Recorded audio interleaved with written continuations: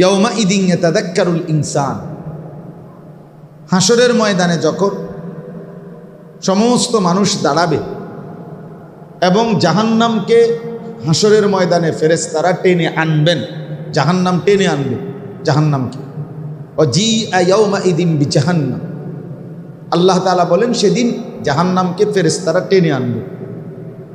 যখন জাহান্নামকে রাখবে, মানুষ জাহান্নামের দিকে একটা নজর তাকাবে, জাহান্নামের বিভৎস ভয়ঙ্কর একটা বিকট আওয়াজ শুনবে। আল্লাহ তাআলা বলে এই একটা আওয়াজ দিলেই জাহান্নাম, ইয়াউমাইদিন ইয়াতাযাক্কারুল ইনসান, প্রতিটা মানুষ তার পুরা হায়াতের প্রতি সেকেন্ড, বিন্দু, মিনিট, মুহূর্ত তার মনে পড়বে, পুরাটা, পুরা হায়াত তার স্মৃতিপটে চলে আসবে, মনে আসবে, হায় আমি কি করেছি। ইয়াউমাইদিন ইয়াতাযাক্কারুল ইনসান, সেদিন প্রত্যেক মানুষ তার পুরা জীবন মনে পড়বে। কিন্তু আল্লাহ বলেন ওয়া আন্না লাহু যিকরা, কিন্তু বলো তো বান্দা সেদিন মনে পড়ে কি লাভ হবে? কোরআনের আয়াত এটা, ওয়া আন্না লাহু যিকরা, কিন্তু মনে পড়ে কি হবে? ইয়াকুলু ইয়া লাইতানি কদ্দামতু লিহায়াতি, তখন আল্লাহ বলে প্রতিটা মানুষ আফসুস করবে আর বলবে হায়, ইয়া লাইতানি, হায় আফসুস, আমি যদি কদ্দামতু লিহায়াতি, আমি যদি আমার এই জীবনের জন্য, এই যে আখিরাতের জীবন, পরকালের এই জীবনের জন্য দুনিয়ায় থাকতে কিছু পাঠাইতাম, কত না ভালো হতো। ইয়া লাইতানি কদ্দামতু লিহায়াতি, এখানে গুরুত্বপূর্ণ কথা মনে রাখবেন, আখিরাত এটা আপনার জীবন ভাইয়া, কবর আপনার জীবন। কবরে আপনি আরেকজন না, আপনি হাসরের মাঠে যিনি দাঁড়াবেন এটা আপনি দাঁড়াবেন। এই আপনি এই যেমনি যেমনি আসেন এমনি এমনি, এই নাক চোখওয়ালা মানুষটাই, আরেকটা শরীর না, আরেকটা বডি না, আরেকটা কিছু না, আমি আপনি দাঁড়াবো। এই জন্য আল্লাহ বলছে কদ্দামতু লিহায়াতি, সে বলবে হায় আমার এই জীবনের জন্য, হায়াতি আমার হায়াতের জন্য, আমার জীবনের জন্য আমি যদি কিছু পাঠাতাম। এই জন্য এটা মনে রাখা দরকার, বাস্তবতা এটা। প্রতিনিয়ত একটা মানুষ, একজন মুসলমান সুস্থ স্বাভাবিক বুঝমান আকলমান দেমাগওয়ালা মানুষ, পাগল না, ছাগল না, তার সিরা না, প্রতিবন্ধী না, একেবারে বোকা নির্বোধ না, এরকম সুস্থ স্বাভাবিক যে কোনো মানুষ, তার বিবেকে এতটুকু ভাবনা থাকা উচিত যে আসলে আমি করছিটা কি, আমার করা উচিতটা কি, আমি আসলাম কোত্থেকে, আমারে পাঠাইল কি, কেন আসলাম, করছি কি, যাব কোথায়, সেখানে আমার কিছু বলতে হবে কিনা, হিসাব নিতে হবে কিনা, এই সামান্য কথাগুলো একেবারে যেই কোনো আকলে ধরার কথা, যেই কোনো বিবেকে ভাইয়া ধরার কথা। কিন্তু বড় আফসুস, এতটুকু ন্যূনতম আকল দেমাগও আমাদের অনেকের নাই। বছরের পর বছর জিন্দিগি দেখলে মনেই হয় না যে পরকাল বলতে কিছু আছে, হিসাব দিতে হবে, আল্লাহ জিজ্ঞেস করবে, এটা তার মনে আছে, এটা মনেই হয়, মনেই হয় না। এটা আফসুসের বিষয়। কোরআনুল কারীমের মধ্যে আছে, আল্লাহ তাআলা কোরআনের বহু আয়াতের মধ্যে এই কথাটা, আফা হাসিবতুম আন্নামা খালাকনাকুম আবাসান, আল্লাহ তাআলা বলেন আমাদেরকে জিজ্ঞেস করছে, বান্দা তোমরা কি এই ভেবেছ যে আমি তোমাদেরকে অনর্থক বানিয়েছি, অনর্থক বানিয়েছি, ওয়া আন্নাকুম ইলাইনা লা তুরজাউন, আল্লাহ বলেন আবার জিজ্ঞেস করছে, বান্দা তোমরা কি এই ভেবেছ যে তোমাদেরকে কোথাও ফেরত যেতে হবে না? বলেন আপনারা কি মনে করছেন? এখানে আমরা যারা বসছি বলেন আমাদেরকে কোথাও ফিরতে হবে কি না? বলেন না, বলেন না ভাই, স্বীকৃতি দেন, কোথাও যাইতে হবে কি না বলেন। তা আল্লাহ এটা জিজ্ঞেস করছে যে উত্তর দাও বান্দা, তুমি কি এই ভেবেছ যে আমি তোমাকে বেহুদা বানাইছি? তুমি কি এই ভেবেছ যে তোমাকে কোথাও ফিরতে হবে না? ওয়া আন্নাকুম ইলাইনা লা তুরজাউন, তুমি কোথাও ফেরত যাবা না, তাইলে এই রঙ্গেই জীবন, এই তামাশাতেই জীবন, এই যৌবন স্থায়ী তলে, কই তুমি তোমার চোখের সামনে রাত বদলে যায়, দিন হয়, দিন বদলে বিকেল হয়, আলো অন্ধকার হয়, রোদ বৃষ্টি হয়, বৃষ্টি রোদ হয়। তো তোমার সামনে প্রতিনিয়ত পরিবর্তমান সব কিছু, তো তুমি বদলাবে না কেন? তোমার অবস্থা বদলাবে না কেন? কোন যুক্তিতে? আমার চারদিকের দুনিয়ার সব কিছু বদলাচ্ছে প্রতিনিয়ত, আমি বদলাবো না কেন? আমার অবস্থার পরিবর্তন হবে না কেন? তাহলে আল্লাহ তাআলা বলেন, তুমি আল্লাহকে গাফিল ভেবো না, আল্লাহকে গাফিল ভেবো, আল্লাহকে গাফিল ভেবো না। আল্লাহ তাআলাকে বলছে, আল্লাহ বারবার বলছে, তুমি আমারে গাফিল ভেবো না। আমি আল্লাহ তাআলা 24 ঘন্টা নজর দিচ্ছি, হিসাব নেব বান্দা। একটা সেকেন্ড, একটা মিনিট, একটা মুহূর্ত, একটা লম্হা, একটা চোখের পলক আমি আল্লাহ তাআলা হিসাব ছাড়া রাখব। ও এখন মাগরিবের নামাজ আমরা এখানে পড়ছি, আমাদের হাফেজ আনোয়ার ভাই পড়াইছে, ও এখানে প্রথম যে সূরা পড়ছে, সূরার মধ্যে আল্লাহ তাআলা সূরা তাকাসুর, ওই সূরার মধ্যে আল্লাহ বলেন সুম্মা লাতুসআলুন্না ইয়াওমা ইদিন আনিন নাঈম। আমি আল্লাহ তাআলা অবশ্যই অবশ্যই জিজ্ঞেস করব আমার দেওয়া প্রতিটি নিয়ামতের ব্যাপারে। এই যে লাতুসআলুন্না, আমাদের আরবিতে এটা লামে তাকিদ বা নুনে তাকিদ সকিলা, অর্থাৎ সর্বোচ্চ দৃঢ়তা জ্ঞাপক শব্দ। আরবি ভাষায় নিয়মে, আরবি কায়দায়, আরবি ব্যাকরণের নিয়মে সর্বোচ্চ দৃঢ়তা এখানে বুঝাচ্ছে। অবশ্যই অবশ্যই জিজ্ঞেস করুন। আচ্ছা, কোরআনে আছে, আল্লাহ বলেন ফাওয়ারাব্বিকা লানাসআলান্নাহুম আজমাইন। আল্লাহ বলেন, শোনো, আমার রবের কসম, আমি আমার আল্লাহ, আমি যে আল্লাহ, আমি যে রব, এই রবের কসম, আমার জাতের কসম, আমি কিন্তু সকলকেই জিজ্ঞেস করি। ফাওয়ারাব্বিকা লানাসআলান্নাহুম আজমাইন। আমার ভাই বুঝতে শিখেন, 1 মিনিটের জন্য দুনিয়া ভুলে যান, দিল লাগান। আপনার ইনসাফ আপনার কাছে, আপনার জিন্দিগি আপনার কাছে, আপনার আমানত আপনার কাছে, আপনার হায়াত আপনার কাছে, আমার হায়াত আমার কাছে। যুবক ভাই, তোমাদেরকে কোনোভাবেই শেষ পর্যন্ত এটা মনে রাখতে হবে, আমি শুধু আমি শেষ পর্যন্ত। আসলেই ডানে বামে কেউ নেই, আসলেই বাস্তবতা এটা, এটাই সত্য, এটাই শেষ কথা। শেষ পর্যন্ত আমি একাই, আমার ডানে বামে কেউ নেই। আমার মৃত্যুতে কেউ সাথে মরে না, আমার অসুস্থতায় কেউ আমার সাথে অসুস্থ হয় না, আমার যদি চোখে ঘুম না আসে এ কারণে কেউ নির্ঘুম থাকে না। আমি আসলেই একাই। আমার ক্ষুধায় আরেকজনও ক্ষুধার্ত হয় না, আমার তৃষ্ণায় আরেকজনের তৃষ্ণার্ত হয় না। আমি এটাই সত্য, এটাই বাস্তব। আল্লাহ তাআলা কোরআনুল কারীমের মধ্যে এটা বলছেন, বান্দা তুমি যেমন একা দুনিয়াতে পাঠাইছি, আমি তোমাকে ফেরত নেব একাই, একজনই। লাকাদ জিতুমুনা কামা খালাকনাকুম আউয়ালা মাররা। তাহলে আল্লাহ তাআলা বারবার বলছেন, ভাইয়া জিজ্ঞাসা করবে, প্রশ্ন করবে। ওয়াকিফুহুম ইন্নাহুম মাসউলুন। আল্লাহ তাআলা বলেন, ফেরেশতাদেরকে বলবে, এদেরকে দাঁড় করাও। ইন্নাহুম মাসউলুন, এদেরকে এখন প্রশ্ন করা হবে। একই কথা, এখন জিজ্ঞেস করব। একটা বিষয় খুব স্পষ্ট, এই প্রযুক্তির আধুনিকতার কোনো কিছুই স্থায়ী না, দীর্ঘমেয়াদী না, এটা একটা স্পষ্ট। টেলিগ্রাফ অফিস আমি দেখছি কুমিল্লাতে, টেলিগ্রাফ, এখন অনেকের টেলিগ্রাফ বুঝাইতেও কষ্ট। এরপরে ডাক পিয়ন, চিঠি। আলহামদুলিল্লাহ, আমরা তো আমাদের ছাত্র জীবনে চিঠির মাধ্যমেই বাড়িতে টাকা পয়সার জন্য চিঠি দিতাম। আর আমার আব্বা মানি অর্ডার করত টাকা,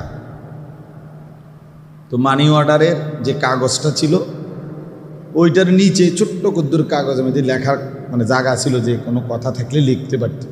তো এইটুকু আব্বা লিখে দিত, দেখ জানিস টাকা পাঠাইলাম, টাকা পাইয়া উত্তর দিও, খালাস। তো আবার জানাইতাম চিঠির মাধ্যমে। তাইলে এইটাও আমি দেখছি আমারই ছোট জীবন। আমার বয়স 43 বছর শুরু হয়েছে, চলতেছে। 1981 সনে আমার জন্ম, অক্টোবর মাসে। তাইলে সেই হিসেবেই বলতেছি।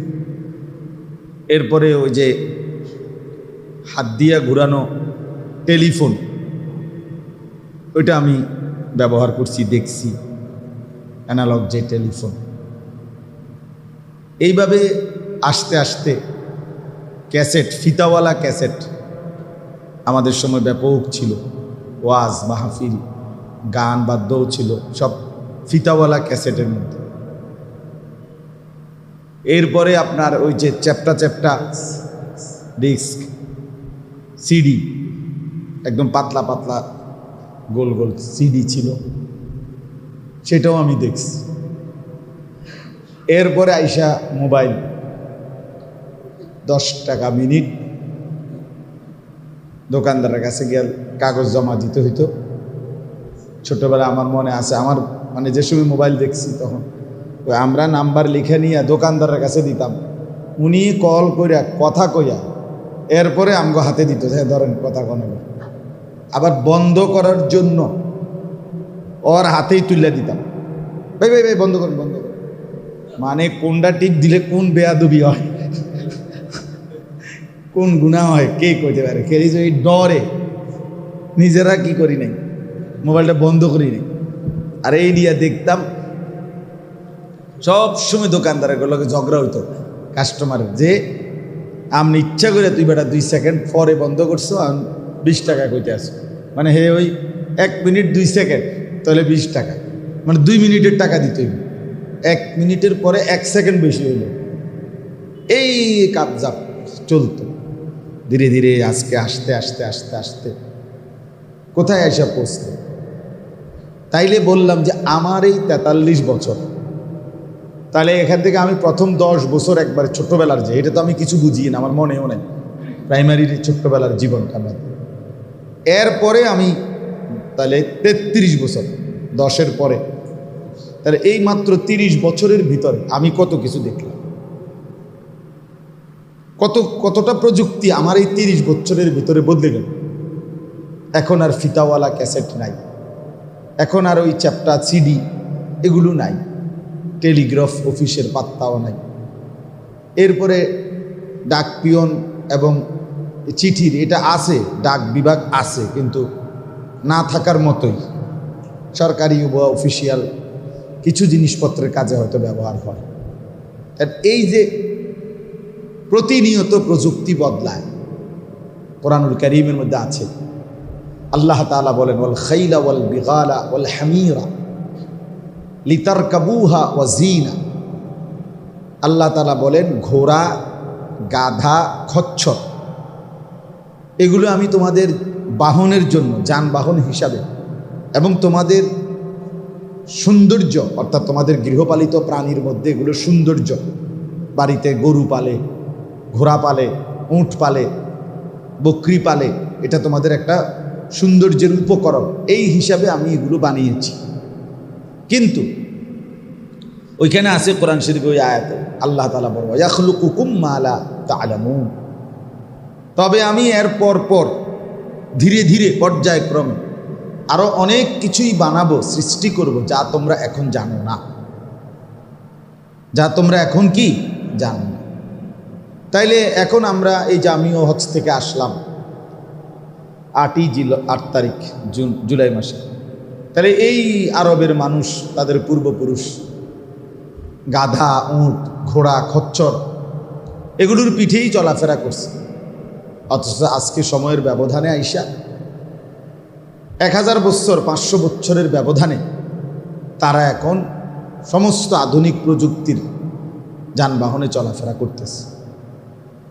তাহলে একটা বিষয় স্পষ্ট, এটা মনে রাখতে হবে, যে আমাদের শুধুই কেবল প্রযুক্তি নির্ভর চিন্তা চেতনা, মেশিন নির্ভর জীবন, এটার মধ্যেই সব কিছুকে বিলিয়ে দেওয়া, এটা কোনোভাবেই আমাদের জন্য উত্তম বা কাঙ্ক্ষিত ফলাফল আনবে।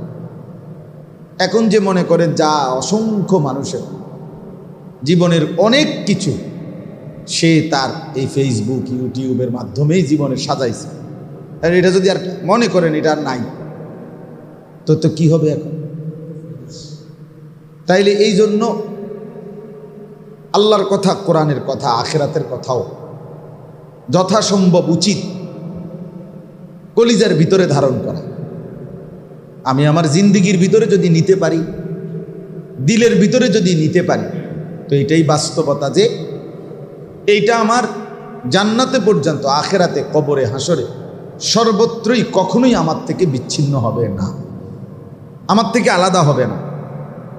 কোরআনুল কারীমের মধ্যে আছে ইয়াউমা ইদিন ইয়াতাযাক্কারুল ইনসান, হাসরের ময়দানে যখন সমস্ত মানুষ দাঁড়াবে এবং জাহান্নামকে হাসরের ময়দানে ফেরেশতারা টেনে আনবেন, জাহান্নাম টেনে আনবে জাহান্নামকে।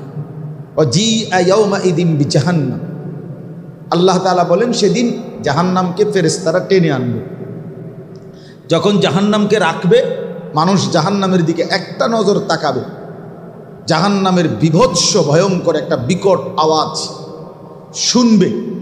আল্লাহ তাআলা বলে এই একটা আওয়াজ দিলেই জাহান্নাম ইয়াউমা ইদিন ইয়াতাযাক্কারুল ইনসান, প্রতিটা মানুষ তার পুরা হায়াতের প্রতি সেকেন্ড, বিন্দু, মিনিট, মুহূর্ত তার মনে পড়বে,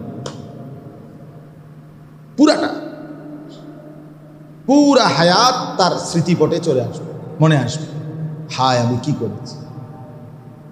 ইয়াউমা ইদিন ইয়াতাযাক্কারুল ইনসান, সেদিন প্রত্যেক মানুষ তার পুরা জীবন মনে পড়বে। কিন্তু আল্লাহ বলেন ওয়া আন্না লাহু যিকরা, কিন্তু বলো তো বান্দা, সেদিন মনে পড়ে কি লাভ হবে? কোরআনের আয়াত এটা, ওয়া আন্না লাহু যিকরা, কিন্তু মনে পড়ে কি হবে? ইয়াকুলু ইয়া লাইতানি কদ্দামতু বিহায়াতি, তখন আল্লাহ বলে প্রতিটা মানুষ আফসুস করবে আর বলবে হায় ইয়া লাইতানি, হায় আফসুস, আমি যদি কদ্দামতু লিহায়াতি, আমি যদি আমার এই জীবনের জন্য, এই যে আখিরাতের জীবন, পরকালের এই জীবনের জন্য দুনিয়ায় থাকতে কিছু পাঠাইতাম, কত না ভালো হতো। ইয়া লাইতানি কদ্দামতু লিহায়াতি, এখানে গুরুত্বপূর্ণ কথা মনে রাখবেন, আখিরাত এটা আপনার জীবন ভাইয়া, কবর আপনার জীবন। কবরে আপনি আরেকজন না, আপনি হাসরের মাঠে যিনি দাঁড়াবেন, এটা আপনি দাঁড়াবেন। এই আপনি এই যেমনি যেমনি আসেন এমনি, এই নাক চোখওয়ালা মানুষটাই, আরেকটা শরীর না, আরেকটা বডি না, আরেকটা কিছু না, আমি আপনি দাঁড়াবো।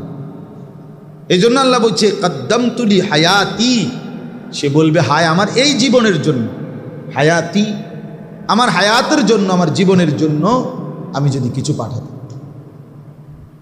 এই জন্য এটা মনে রাখা দরকার, বাস্তবতা এটা। প্রতিনিয়ত একটা মানুষ, একজন মুসলমান, সুস্থ, স্বাভাবিক, বুঝমান, আকলমান, দেমাগওয়ালা মানুষ, পাগল না, ছাগল না, তার সিরা না, প্রতিবন্ধী না, একেবারে বোকা, নির্বোধ না, এরকম সুস্থ স্বাভাবিক যে কোনো মানুষ, তার বিবেকে এতটুকু ভাবনা থাকা উচিত যে আসলে আমি করছিটা কি, আমার করা উচিতটা কি, আমি আসলাম কোত্থেকে, আমারে পাঠাইলো কি, কেন আসলাম, করছি কি, যাব কোথায়, সেখানে আমার কিছু বলতে হবে কিনা, হিসাব নিতে হবে কিনা, এই সামান্য কথাগুলো একেবারে যেই কোনো আকলে ধরার কথা, যেই কোনো বিবেকে ভাইয়া ধরার কথা। কিন্তু বড় আফসুস, এতটুকু ন্যূনতম আকল, দেমাগও আমাদের অনেকের নাই। বছরের পর বছর জিন্দিগি দেখলে মনেই হয় না যে পরকাল বলতে কিছু আছে, হিসাব দিতে হবে, আল্লাহ জিজ্ঞেস করবে, এটা তার মনে আছে, এটা মনেই হয় না। এটা আফসুসের বিষয়। কোরআনুল কারীমের মধ্যে আছে, আল্লাহ তাআলা কোরআনের বহু আয়াতের মধ্যে এই কথাটা, চলেন এদিকে তাকায়েন না, মনোযোগ দিয়ে শুনেন, আমরা চেষ্টা করি, আমি বারবারই বলতেছি অল্প সময় শেষ করে দেওয়ার জন্য। তাইলে আমরা প্রত্যেকেই যদি এটা বুঝি যে আল্লাহ তাআলা কোরআনুল কারীমের মধ্যে বলছেন, বান্দা আমি কিন্তু একটা সেকেন্ড, আমার দেওয়া হায়াত, আমার দেওয়া জিন্দিগি, আমার রাত, আমার দিন, আমার সকাল, আমার দুপুর, আমার বিকেল, আমার মাস, আমার বছর, আমি রব্বুল আলামিন একটা সেকেন্ড এমনি হিসাব ছাড়া ছেড়ে দেব না, আমি হিসাব দেব। কোরআনুল কারীমের মধ্যে আল্লাহ বলছে ইন্না ইদ্দাতাশ শুহুরে ইনদাল্লাহি 12 শাহরা। আল্লাহ বলেন নিশ্চয়ই আল্লাহর নিকট মাস এর গণনা, আল্লাহর হিসাব 12 মাস। তাহলে 12 মাসের ব্যতিক্রম বছর হয়? কথা বলেন না। তাইলে এর ভিতরেই মাস, এর ভিতরেই বছর, এর ভিতরেই সপ্তাহ, এর ভিতরেই দিন, এর ভিতরেই রাত, এর ভিতরেই মিনিট, সেকেন্ড, ঘন্টা, সকাল, দুপুর, বিকেল, রাত, সন্ধ্যা, সব কিছু এটার ভিতরে। তাহলে আল্লাহ তাআলা বলেন সময়ের এই পুরা অবস্থাটা আমার। কার? আল্লাহ। অহুয়াল্লাযী জাআলাল লাইলা ওয়ান নাহারা খিলফাতান। আল্লাহ বলে তিনি আল্লাহ যিনি রাত বানান, যিনি দিন বানান। খিলফাতান পর্যায়ক্রমে, বাই সিরিয়াল, বাই রোটেশন। একবার রাত একবার দিন, একবার রাত একবার দিন, একবার রাত একবার দিন। আল্লাহ বলেন এটা আমি বানাচ্ছি। আল্লাহ তাআলা বলেন ইউকাল্লিবুল্লাহুল লাইলা ওয়ান নাহার। আল্লাহ তাআলা বলেন আমি আল্লাহই রাত্র এবং দিন পরিবর্তন করে থাকি। এই যে একটু আগে আমরা যখন আসছি এখানে ঢুকছি তখন আলোকিত পৃথিবী ছিল, এখন অন্ধকার হয়ে গেছে। আল্লাহ বলেন এটা আমি করছি। কে করছে ভাই বলেন? আল্লাহ তাআলা করেন। আল্লাহ তাআলা, আল্লাহ তাআলা করেন। তাইলে আল্লাহ তাআলা বলেন বান্দা ওমা কুন্না আনিল খালকি গাফিলিন, আমি কিন্তু আমার একটা সৃষ্টির ব্যাপারেও গাফিল নই। আমি কিন্তু গাফিল না বান্দা। ওমা রব্বুকা বিগাফিলিন আম্মা তা'মালুন। আল্লাহ বলে বান্দা শুনো, তোমাদের রব তোমাদের সমস্ত কাজকর্মের বিষয়ে মোটেই গাফিল নন, মোটেই গাফিল নন। আল্লাহ তাআলা বলছেন এটা আফা হাসিবিতুম আন্নামা খালাকনাকুম। ইলিয়াস এনে আও, এনে আসো, এনে আসো। আফা হাসিবিতুম আন্নামা, দাও মাওলানাকে জায়গা দেন ভাই। আফা হাসিবিতুম আন্নামা খালাকনাকুম আবাসান। আল্লাহ তাআলা বলেন আমাদেরকে জিজ্ঞেস করছে বান্দা তোমরা কি এই ভেবেছ যে আমি তোমাদেরকে অনর্থক বানিয়েছি? অনর্থক বানিয়েছি। ওয়া আন্নাকুম ইলাইনা লা তুরজাউন। আল্লাহ বলেন আবার জিজ্ঞেস করছে বান্দা তোমরা কি এই ভেবেছ যে তোমাদেরকে কোথাও ফেরত যেতে হবে না? বলেন আপনারা কি মনে করছেন? এখানে আমরা যারা বসছি বলেন আমাদেরকে কোথাও ফিরতে হবে কি না? বলেন না, বলেন না ভাই, স্বীকৃতি দেন। কোথাও যাইতে হবে কি না বলেন? তা আল্লাহ এটা জিজ্ঞেস করছে যে উত্তর দাও বান্দা, তুমি কি এই ভেবেছ যে আমি তোমাকে বেহুদা বানাইছি? তুমি কি এই ভেবেছ যে তোমাকে কোথাও ফিরতে হবে না? ওয়া আন্নাকুম ইলাইনা লা তুরজাউন। তুমি কোথাও ফেরত যাবা না? তাইলে এই রঙ্গেই জীবন, এই তামাশাতেই জীবন, এই যৌবন স্থায়ী তলে কই তুমি তোমার চোখের সামনে রাত বদলে যায়, দিন হয়, দিন বদলে বিকেল হয়, আলো অন্ধকার হয়, রোদ বৃষ্টি হয়, বৃষ্টি রোদ হয়। তো তোমার সামনে প্রতিনিয়ত পরিবর্তমান সব কিছু, তো তুমি বদলাবে না কেন? তোমার অবস্থা বদলাবে না কেন? কোন যুক্তিতে? আমার চারদিকের দুনিয়ার সব কিছু বদলাচ্ছে প্রতিনিয়ত, আমি বদলাবো না কেন? আমার অবস্থার পরিবর্তন হবে না কেন? তাহলে আল্লাহ তাআলা বলেন তুমি আল্লাহকে গাফিল ভেবো না, আল্লাহকে গাফিল ভেবো, আল্লাহকে গাফিল ভেবো না। আল্লাহ তাআলাকে বলছে, আল্লাহ বারবার বলছে তুমি আমারে গাফিল ভেবো না। আমি আল্লাহ তাআলা 24 ঘন্টা নজর দিচ্ছি, হিসাব নেব বান্দা। একটা সেকেন্ড, একটা মিনিট, একটা মুহূর্ত, একটা লম্হা, একটা চোখের পলক আমি আল্লাহ তাআলা হিসাব ছাড়া রাখব। ও এখন মাগরিবের নামাজ আমরা এখানে পড়ছি, আমাদের হাফেজ আনোয়ার ভাই পড়াইছে, ও এখানে প্রথম যে সূরা পড়ছে, সূরার মধ্যে আল্লাহ তাআলা সূরা তাকাসুর, ওই সূরার মধ্যে আল্লাহ বলেন সুম্মা লাতুসআলুন্না ইয়াওমা ইদিন আনিন নাঈম, আনিন নাঈম। তো আল্লাহ তাআলা বলেন সুম্মা লাতুসআলুন্না ইয়াওমা ইদিন আনিন নাঈম। আমি আল্লাহ তাআলা অবশ্যই অবশ্যই জিজ্ঞেস করব আমার দেওয়া প্রতিটি নিয়ামতের ব্যাপারে। এই যে লাতুসআলুন্না, আমাদের আরবিতে এটা লামে তাকিদ বা নুনে তাকিদ সকিলা, অর্থাৎ সর্বোচ্চ দৃঢ়তা জ্ঞাপক শব্দ। আরবি ভাষায় নিয়মে, আরবি কায়দায়, আরবি ব্যাকরণের নিয়মে সর্বোচ্চ দৃঢ়তা এখানে বুঝাচ্ছে। অবশ্যই অবশ্যই জিজ্ঞেস করবে। আচ্ছা, কোরআনে আছে, আল্লাহ বলেন ফাওয়ারাব্বিকা লানাসআলান্নাহুম আজমাইন। আল্লাহ বলেন, শোনো, আমার রবের কসম, আমি আমার আল্লাহ, আমি যে আল্লাহ, আমি যে রব, এই রবের কসম, আমার জাতের কসম, আমি কিন্তু সকলকেই জিজ্ঞেস করি। ফাওয়ারাব্বিকা লানাসআলান্নাহুম আজমাইন। আমার ভাই, বুঝতে শিখেন। 1 মিনিটের জন্য দুনিয়া ভুলে যান, দিল লাগান। আপনার ইনসাফ আপনার কাছে, আপনার জিন্দেগি আপনার কাছে, আপনার আমানত আপনার কাছে, আপনার হায়াত আপনার কাছে, আমার হায়াত আমার কাছে। যুবক ভাই, তোমাদেরকে কোনোভাবেই শেষ পর্যন্ত এটা মনে রাখতে হবে, আমি শুধু আমি শেষ পর্যন্ত। আসলেই ডানে বামে কেউ নেই, আসলেই বাস্তবতা এটা, এটাই সত্য, এটাই শেষ কথা। শেষ পর্যন্ত আমি একাই, আমার ডানে বামে কেউ নেই। আমার মৃত্যুতে কেউ সাথে মরে না, আমার অসুস্থতায় কেউ আমার সাথে অসুস্থ হয় না, আমার যদি চোখে ঘুম না আসে এ কারণে কেউ নির্ঘুম থাকে না। আমি আসলেই একাই। আমার ক্ষুধায় আরেকজনও ক্ষুধার্ত হয় না, আমার তৃষ্ণায় আরেকজনের তৃষ্ণার্ত হয় না। আমি এটাই সত্য, এটাই বাস্তব। আল্লাহ তাআলা কোরআনুল কারীমের মধ্যে এটা বলছেন, বান্দা তুমি যেমন একা দুনিয়াতে পাঠাইছি, আমি তোমাকে ফেরত নেব একাই, একজন। লাকাদ জিতুমুনা কামা খালাকনাকুম আউয়ালা মাররা।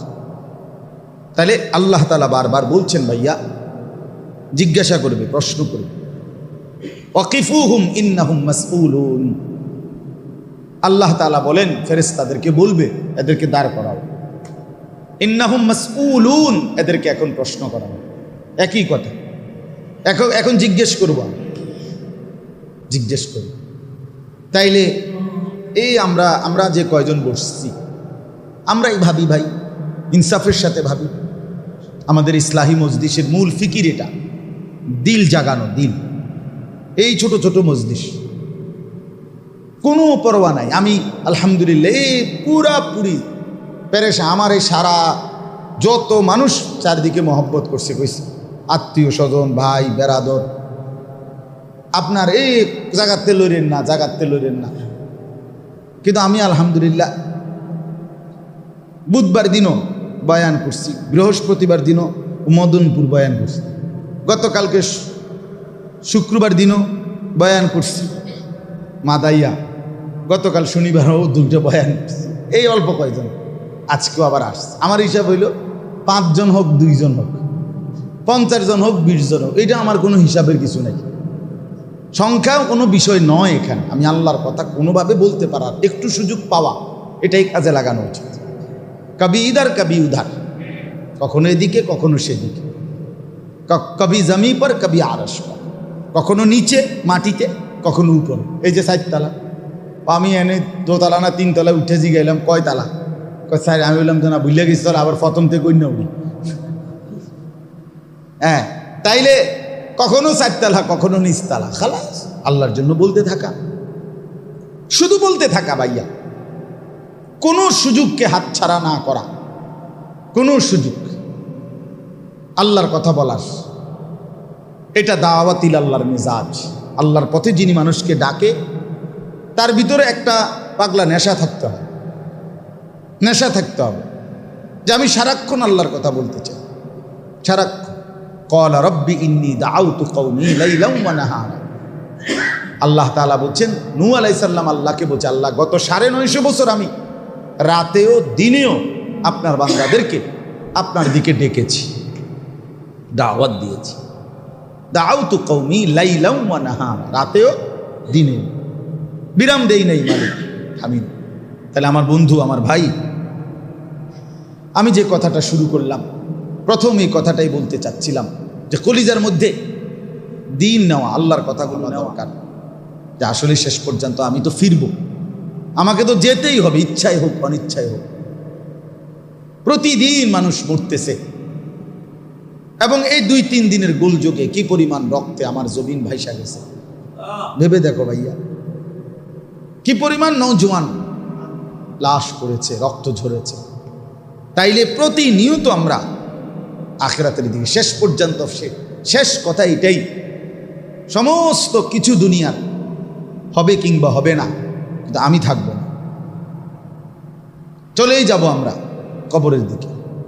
আমাদেরকে ফিরতেই হবে আমাদের সেই প্রকৃত গন্তব্যের দিকে, আখিরাতের দিকে। মান মাতা ফাকাত কামাত কিয়ামাতুহু, বুজুর্গানে দিন বলেন যে মৃত্যুবরণ করছে তার তো কিয়ামত শুরুই হয়ে গেছে, কারণ সে তো আর ফিরবে না। এবার তার পরবর্তী স্টেপে হাসরের মাঠ। অমিন ওয়ারাইহিম বারযাখুন ইলা ইয়াউমি ইউবআসুন, আল্লাহ কোরআনে বলে তোমরা মৃতদেরকে আল্লাহ লক্ষ্য করে বলে তোমরা পুনরায় হাসরের ময়দানে উঠানো পর্যন্ত এই বারজাখ মানে কবরের জিন্দিগিতে পড়ে থাকবে। তাইলে আল্লাহ তাআলা কাছে ফিরতে হবে, আমাদেরকে যেতেই হবে, ইচ্ছায় অনিচ্ছায়, আজ কিংবা কাল, জওয়ান কিংবা বুড়ো, ছোট কিংবা বাচ্চা, যেহেতু ফিরতেই হবে। আর আল্লাহ বলছেন আমি জিজ্ঞেস করব, ছাড়ব। আমার মিনিট, আমার ঘন্টা, রাত আমার, দিন আমার, সকাল ছিল আমার, দুপুর আমার, আমি তোমারে দিছিলাম সুযোগ, হায়াত দিছিলাম বান্দা, কিন্তু আমি হিসাব নিই। 1 মিনিট, 1টা সেকেন্ড হিসাবের বাইরে থাকবে। কোরআনুল কারীমের মধ্যে আছে বান্দা হাসরের ময়দানে নিজের আমলনামা দেখে অবাক হয়ে যাবে, অবাক। ইন্না লিল্লাহ, এখানে এটা কি লেখাইলো আমার জীবনে, কারে দিয়ে লেখাইলো এত নিখুঁত যে একটা সেকেন্ড, একটা জাররা, একটা মুহূর্ত এখানে লিখার বাকি নাই, সব একদম ডিটেলস বিতাফসিল, বিশদ বর্ণনা। তো কোরআনে আছে প্রতিটা বান্দা আল্লাহকে বলবে ইয়া ওয়াইলাতানা, হায় আফসুস, মা লিহাযাল কিতাব, হায় মাওলা এটা কেমন আমলনামা লিখাইলেন, কেমনে লিখাইলেন এত নিখুঁত। লা ইউগাদিরু সগীরাতান ওয়ালা কাবীরাতান ইল্লা আহসাহা, এখানে তো দেখছি আমার জিন্দিগির ছোট কিংবা বড়, সগীরাতান মানে ছোট, কাবীরাতান মানে বড়, ছোট কিংবা বড় একটা কিছুই হিসাব ছাড়া, গুণা ছাড়া, সংখ্যা ছাড়া, লিখা ছাড়া বাদ দেয় না। ওয়াজাদু মা আমিলু হাদিরা, আল্লাহ বলে তোমরা যা করেছো তাই তুমি তোমার সামনে উপস্থিত পাবে, সামনে উপস্থিত পাবে। এই জন্য প্রিয় বন্ধু আমার, বাপ আমার, ভাই আমার, চলেন ফিকির করি নিজের হায়াতের ব্যাপারে, নিজের জিন্দিগির ব্যাপারে। আমি আবারও মনে করাই দিলাম, আবারও শেষ পর্যন্ত আমি একাই, পৃথিবীর জায়গার থাইকা যাবে। ভাঙ্গা ঘর এগুলো আমরা এখন দেখে আসছি, মালাই ভাঙ্গরা, দুই পাশের সব ভাঙ্গে চুরালাইছে, মায়াই লাগছে। তো আবার হবে, আবার ভাঙবে, আবার গড়বে, এমনি দুনিয়া। এই রাত আসে, দিন আসে, আলো আসে, অন্ধকার আসে, সুখ আসে, দুঃখ আসে, হাসি আসে, কান্না আসে, আনন্দ আসে, বেদনা আসে, রোগ আসে, সুস্থতা আসে, এমনি এর ভিতরে দিয়েই প্রতিনিয়ত মানুষ কবরে যাচ্ছে, প্রতিনিয়তই পৃথিবী থেকে সরে যাচ্ছে। এই জন্য আমরা আজকে এটা অনুরোধ করলাম, প্রথম অনুরোধ আমি ওই মোবাইলের কথা থেকে এটা বাড়াইলাম, যে শুধু কেবল জীবনটা উপভোগ করা, মোবাইল, নাচ গান, সিনেমা, নাটক, জিনা, ব্যভিচার, নারী পুরুষের অবাধ গুনাহের পরিবেশ, আর অথবা উপার্জনের ক্ষেত্রে শুধু হারাম রোজগার, সুদ, ঘুষ, মিথ্যা, চুরি, দুর্নীতি, অন্যায়, অনিয়ম, সবটা মিলাইয়া কিন্তু শেষ কথা হইল সব কিছুরই সমাপ্তি হয়ে যাবে এবং আমাকে হিসাব দিতে হবে। এই জন্য আমরা প্রত্যেকেই নিজের হায়াত, নিজের জিন্দিগি, নিজের বিষয়ে আরেকটু যত্নবান হয়েছে, আরেকটু যত্নবান হওয়া উচিত। নিজে একবারে নষ্ট করে দেওয়া, বরবাদ করে দেওয়া কোনো যুক্তিতেই এটা বুদ্ধিমানের কাজ হইতে পারে। ওয়ালা তুলকু বিআইদিকুম ইলাত তাহলুকা, এই যে আল্লাহ বলছে বান্দা নিজের হাতে নিজেকে ধ্বংস করে দিও। কি মায়া করে বলছেন, নিজে বরবাদ করে দিও। ইয়া আইয়ুহাল্লাযীনা আমানু কু আনফুসাকুম ওয়া আহলিকুম নারা, এই যে আল্লাহ বলছে হে মুমিন তোমরা প্রত্যেকেই নিজেকে এবং পরিবারের সদস্যদেরকে জাহান্নামের আগুন থেকে বাঁচাও। সকলেই জাহান্নাম থেকে বাঁচো এমনও বলতে পারতেন না, আলাদা করে দিছে তোমাকে বাঁচাও, এরপরে বলছে তোমার পরিবারের সদস্যদেরকে বাঁচাও। নিজেরে ভুইল না বান্দা, নিজেরে ভুইল না, নিজেরে ভুইল না। ইয়া আইয়ুহাল্লাযীনা আমানু আলাইকুম আনফুসাকুম, এই একই কথা। হে ঈমানদারগণ, প্রত্যেকেই নিজেকে আঁকড়িয়ে ধরো। আল্লাহর কোরআন। নবীরা বলতেন বাপ, নবীরা মানুষের জন্য কত ভাবতেন, কত কাঁদতেন, কিন্তু এরপরও প্রত্যেক নবী বলতেন, হে আমার জাতি, মানো কিংবা না মানো, তবে এটা শুনে নাও, ওমা আনা মিনাল মুশরিকিন, আমি কিন্তু মুশরিক নই, আমি কিন্তু শিরিককারী নই। অর্থাৎ সবাইও যদি না মানো, আমি বলে যাব ঠিক আছে, আমি কোনোদিন তোমাদের সাথে মিশবো না, আপোষ করব না।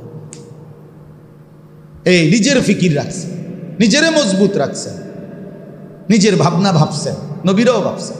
আমাদের প্রিয় নবী সাল্লাল্লাহু আলাইহি সাল্লাম উম্মতের দরদে যিনি জীবনভর কাঁদছেন, রাতভর কাঁদতেন, যিনি ইন্তেকালের দিনও জিব্রাইলকে বলছে, জিব্রাইল আমি জেলে গেলে আল্লাহরে জিজ্ঞেস করে আসো আমার উম্মতের সাথে কি করবে আল্লাহ। রাসূলুল্লাহ সাল্লাল্লাহু আলাইহি সাল্লামের হাদিসে আছে, ইসরাফিল যখন দ্বিতীয়বার ফু দিবে, হাসরের মাঠ কায়েম হবে, তখন কবর থেকে সবাই উঠবে। তো নবীজি সাল্লাল্লাহু আলাইহি সাল্লাম চারজন ফেরেশতা, জিব্রাইল, মিকাইল, ইসরাফিল, আজরাইল, এই চার ফেরেশতা মদিনার রওজায় নবীজি সাল্লাল্লাহু আলাইহি সাল্লামকে যখন তার কবর শরীফ থেকে উঠাবেন, বলবেন ইয়া রাসূলুল্লাহ হাসরের ময়দানের জন্য উঠেন, আল্লাহর নবী সাল্লাল্লাহু আলাইহি ওয়াসাল্লাম তখনও হাদিসে আছে নবীজি প্রথম জিজ্ঞাসা করবেন, জিব্রাইল আমার উম্মতের কি খবর। হাসরের ময়দানেও নবীজি বলবেন, সব নবী বলবেন ইয়া রব্বি নফসি নফসি, আল্লাহ আমাকে বাঁচান। আমাদের নবী সাল্লাল্লাহু আলাইহি সাল্লাম শুধু বলবেন ইয়া রব্বি উম্মতি উম্মতি, আল্লাহ আমার উম্মতের কি হবে, আমার উম্মত। এত দরদি নবী উম্মতের, কিন্তু সেই নবীও বাপ, তিনিও প্রতিনিয়ত নিজের জন্য আলাদাভাবে ভাবতেন, নিজের জন্য ভাবতেন। নবীজি সাল্লাল্লাহু আলাইহি সাল্লামের দোয়াগুলো দেখলে এটা বোঝা যায় যে নিজের জন্য তিনি কি পরিমাণ নিজের জন্য ভাবতেন। হ্যাঁ, এটা স্বার্থপরতা না, এটার অর্থ এই না যে তিনি নিজের জন্য ভাবছেন স্বার্থপর, নাউজুবিল্লাহ, না না, উম্মতের জন্য তো তিনি 24 ঘন্টায় কাঁদছেন, কিন্তু এরপরও নিজের ব্যাপারে বেখবর ছিলেন না।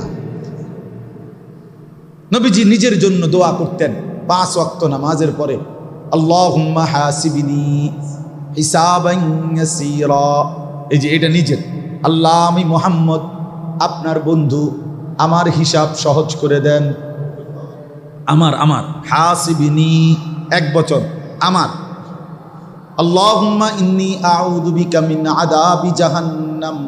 এটা নবীজি নিয়মিত দোয়া করতেন 5 ওয়াক্ত নামাজের পরে, আল্লাহ আমি জাহান্নামের আযাব থেকে আপনার কাছে পানাহ চাই।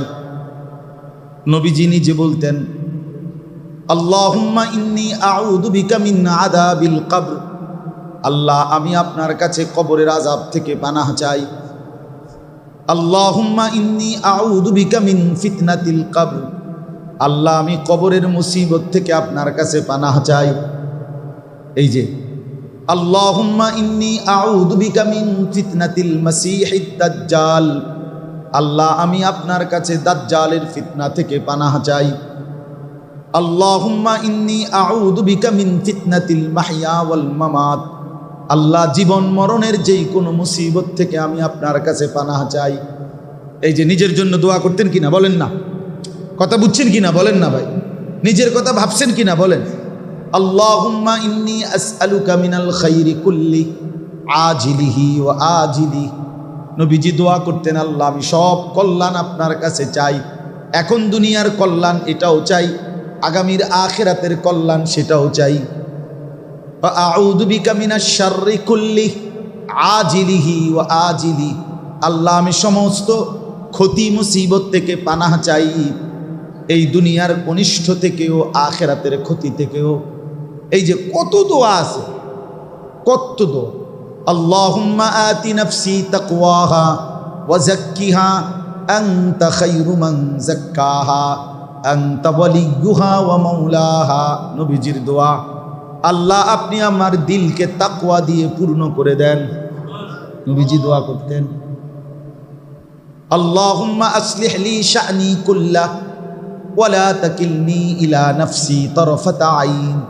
আল্লাহ, আপনি আমার পুরা জিন্দেগি সুন্দর করে দেন, সংশোধন করে দেন, আমারে আমার নিজের বুদ্ধি বিবেচনার হাতে এক সেকেন্ডের এক পলকের জন্য ছেড়ে দিয়েন না। আমি যেন এক সেকেন্ড মন মতো না চলি, আমি যেন 24 ঘন্টা আপনার হুকুম মতো চলি। আল্লাহুম্মা আলহিমনি রুশদি ওয়া আইদিনি মিন শাররি নাফসি। নবীজি দোয়া করতেন, আল্লাহ সব বিষয়ে সঠিক সিদ্ধান্ত এটা আপনি আমার অন্তরের মধ্যে ঢেলে দেন। আল্লাহুম্মা আলহিমনি রুশদি ওয়া আইদিনি মিন শাররি নাফসি। আমার নফসের মনের চাহিদার ক্ষতি থেকে আপনি আমাকে বাঁচিয়ে দেন। কত দোয়া, কত দোয়া হাদিসের কিতাবে ভরা, পৃষ্ঠাকে পৃষ্ঠা নবী নিজের জন্য দোয়া করতেন। আল্লাহুম্মা ইন্নী আসআলুকাল হুদা ওয়াত তুকা ওয়াল আফাফা ওয়াল গিনা। নবীজির দোয়া, আল্লাহুম্মা আস্তুর আওরাতি ওয়া আমিন রাওয়াতি। আল্লাহুম্মা ইহফাজনি মিন বাইনি ইয়াদাইয়া ওয়া মিন খালফি ওয়া আন ইয়ামিনি ওয়া আন শিমালি ওয়া মিন ফাওকি ওয়া আউযু বিকা আন উগতালা মিন তাহতি। আল্লাহ, আপনি আমাকে সামনে পিছনে ডানে বামে উপর নিচ সব দিক থেকে আপনি আমাকে হেফাজত করেন। কাগজের এই পিঠ ও পিঠ, মুদ্রার এই পিঠ ও পিঠ, যে পিঠে লেখা, এই পিঠে যদি লেখা হয় রাসূলুল্লাহ সাল্লাল্লাহু আলাইহি সাল্লামের ভালোবাসা, তাহলে ওই পিঠে লিখতেই হবে রাসূলুল্লাহ সাল্লাল্লাহু আলাইহি সাল্লামের অনুসরণ। যদি লেখেন এখানে অনুসরণ, তো এখানে লিখতে হবে কি? কথা বলেন না, ভালোবাসা। তার মানে ভালোবাসলে অনুসরণ করতে হয়, অনুসরণ করলে ভালোবাসা প্রমাণিত হয়। আমার এই কথাটা কইতেই বসুন, ভালোবাসলে অনুসরণ করতে হয়। এইটা কর,